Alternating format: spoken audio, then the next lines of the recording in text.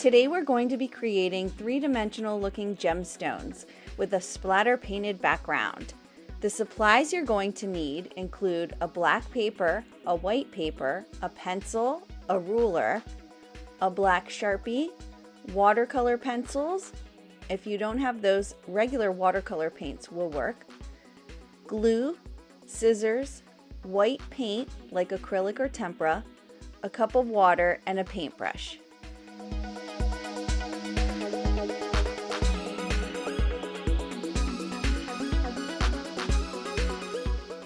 I'm going to start by teaching you how to draw the diamond. We're going to need a ruler and a pencil to start, and then we'll outline it with a Sharpie. Start by drawing an 8-inch vertical line.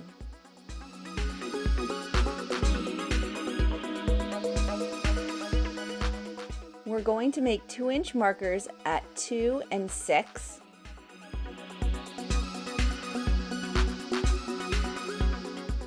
And mark the halfway point at 4.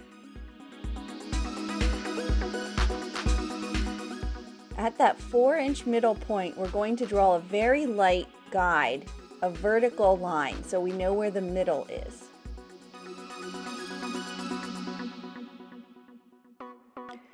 Below our first line, mark 4 inches. That line will be connected from the bottom to each edge in order to form the point on the bottom of the diamond. Next, we are going to connect the bottom point to those 2-inch marks we made earlier.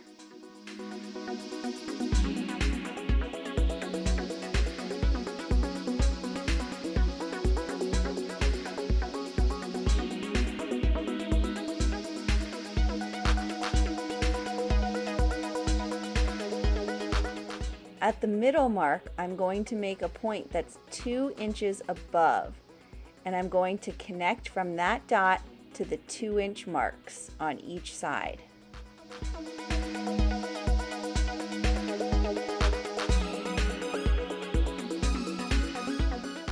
Next, at those 2-inch marks, I'm going to make another dot that is 2 inches above vertically on each side.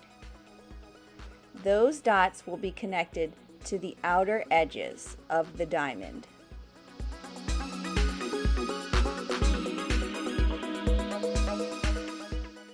And the last step is to draw one horizontal line across the top to connect.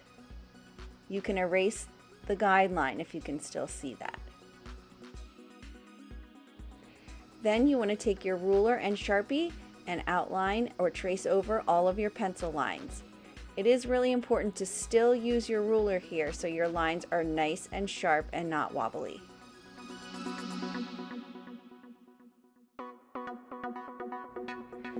Now I'm ready to add some color. I'm going to use watercolor pencils, which will easily dissolve when water is added to them. I'm choosing blue, and I happen to have 2 shades of the blue. You can do this even if you just have one color. All you need to do is color a little bit on the inside of each edge of all the shapes that make the diamond. Leave the inside of the shapes a little bit white so that you have a highlight on each of the shapes when you add the water.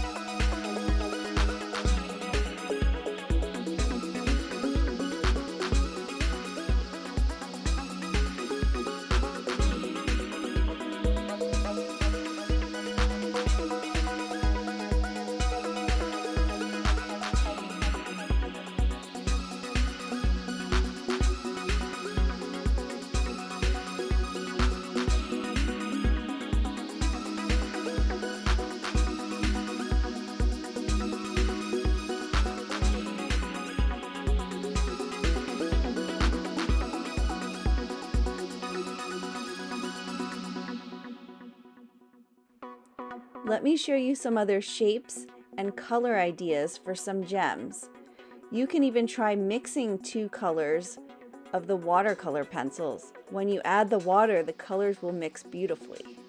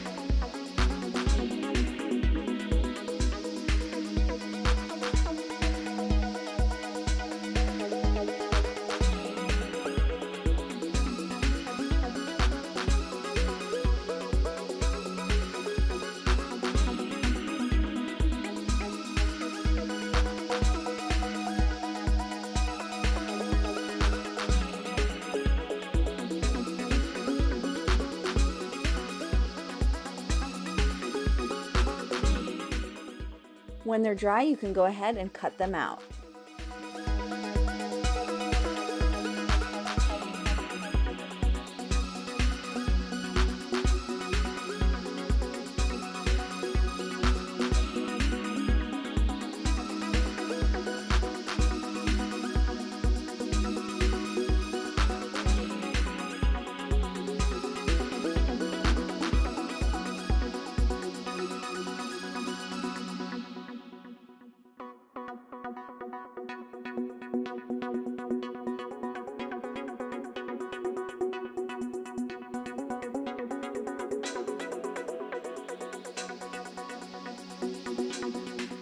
To make the background splatter paint, I'm going to use a little bit of white acrylic paint mixed with a small amount of water to make it more splattery and liquidy.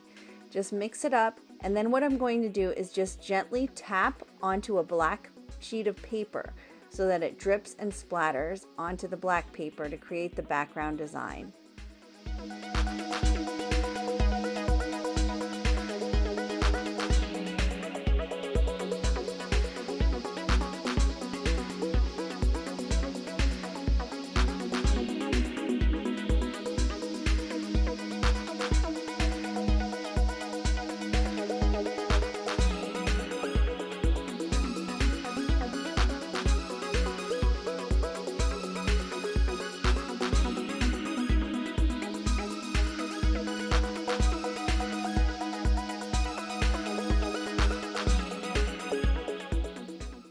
Now once everything is dry and all your gems are cut out, it's time to arrange a nice composition. Now, if you only have one gem, you can still arrange your composition. Maybe you want it symmetrical, maybe you want it in the center. You can arrange multiple gems, they can be overlapping. You can move them around until you find a pleasing composition, and then you want to glue them down.